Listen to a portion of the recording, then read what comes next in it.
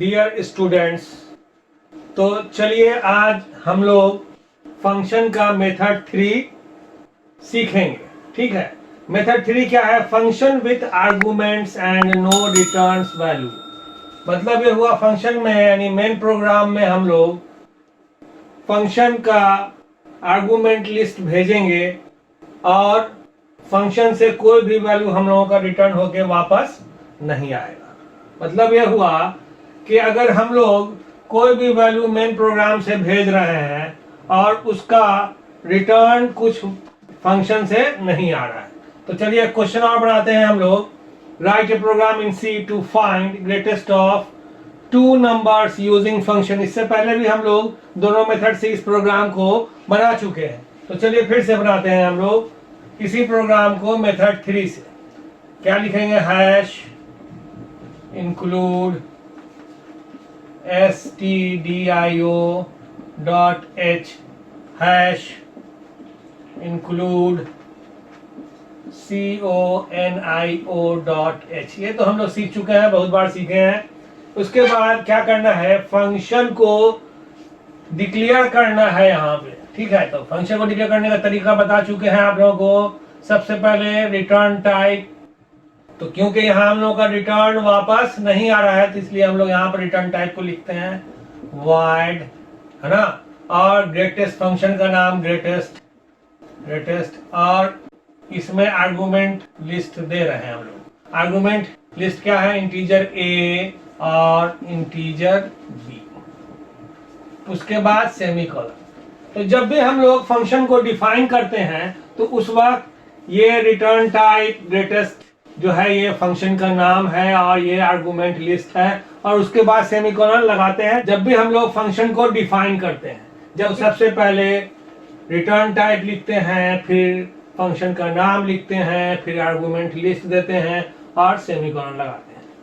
अब क्या लिखेंगे? void main, उसके बाद कर्ली ब्रैकेट शुरू। उसके बाद हम लोगों को क्या करना है कि अब यहाँ पर हम लोग ए बी ले लिए हैं, तो हम लोग यहाँ बेहतर होगा कि हम लोग जो वेरिएबल लें वो इंटीजर ही लें और एक्स और वाई लें। ठीक है, अब CLR SCR, क्योंकि हम लोगों को मेन प्रोग्राम से इनपुट भेजना है तो इसलिए हम लोग इनपुट कर लें यहाँ पे print f enter the value of x y \n inverted comma बंद और सेमीकोलन। इसके बाद लिखते हैं स्कैन f, उसके बाद %d %x और %y। ठीक है, तो यहाँ पे हम लोग क्या किए कि दोनों x और y को इनपुट ले लिए। ठीक है, क्योंकि हम लोग यूजर फ्रेंडली प्रोग्राम बना रहे हैं इसलिए लाइन लिखने की हम लोगों को जरूरत है। इससे पहले भी हम लोग इस चीज को बहुत बार डिस्कस कर चुके हैं। अब जब हमारा x और y इनपुट हो गया तो यहाँ पर फंक्शन लिख देंगे ग्रेटेस्ट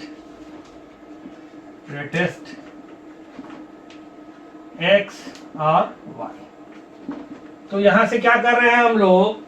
मेन फंक्शन से x और y का वैल्यू भेज रहे हैं कहां पे? फंक्शन में। अब यहां पे हम लोग लिखेंगे गेट ch, उसके बाद कर्ली ब्रैकेट। अब इसी का फंक्शन लिखेंगे हम लोग, जो ये फंक्शन लिखे हैं तो उसके लिए क्या लिखना होगा? सबसे पहले लिखेंगे जैसे लिखा है void, उसके बाद greatest integer a integer b। यहाँ पर सेमीकोलन हम लोग नहीं लगाएंगे क्योंकि यहाँ पर हम लोग इसका डिफिनेशन कर रहे हैं, है ना। यहाँ पर डिक्लेरेशन किए और यहाँ पर हम लोग इसका डिफिनेशन कर रहे हैं। अब इसके बाद कर्ली ब्रैकेट लिखेंगे और चेक करेंगे if a is greater than b। क्या चेक करेंगे? If a is greater than b, अगर ए बी से बड़ा होगा तो कौन बड़ा होगा? ए बड़ा होगा। प्रिंट एफ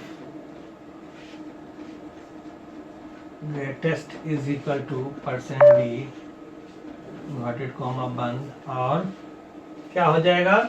ए बड़ा होगा तो यहाँ पर ए बी, ठीक है। उसके बाद कर्ली ब्रैकेट बंद।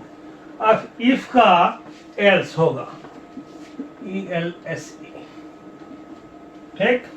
अगर ए बड़ा नहीं होगा तो क्या बड़ा होगा? बी बड़ा होगा। तो क्या किए?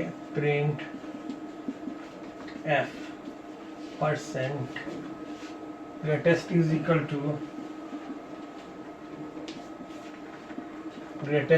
टू परसेंट डी बी, उसके बाद कर्ली ब्रैकेट बंद। और ये मेन फंक्शन का कर्ली ब्रैकेट है, यहाँ पे ग्रेटेस्ट फंक्शन का कर्ली ब्रैकेट बंद कर देंगे, ठीक है।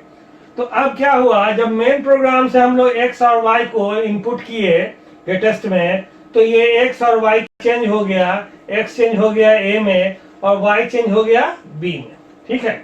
और जैसे ही चेंज हो गया तो यहाँ पे a को b से चेक कर लिए, अगर a b से बड़ा है तो a बड़ा है, नहीं तो b बड़ा है, ठीक है। तो यही हमारा फंक्शन है, ये मेथड 3 से। इससे हम लोग कोई भी रिटर्न वैल्यू नहीं ले जा रहे हैं, लेकिन मेन प्रोग्राम से आर्गुमेंट पास करा रहे हैं, और आर्गुमेंट पास कराने के बाद हम लोग फंक्शन में उसका कैलकुलेशन कर रहे हैं और वहीं पे उसको प्रिंट कर रहे हैं।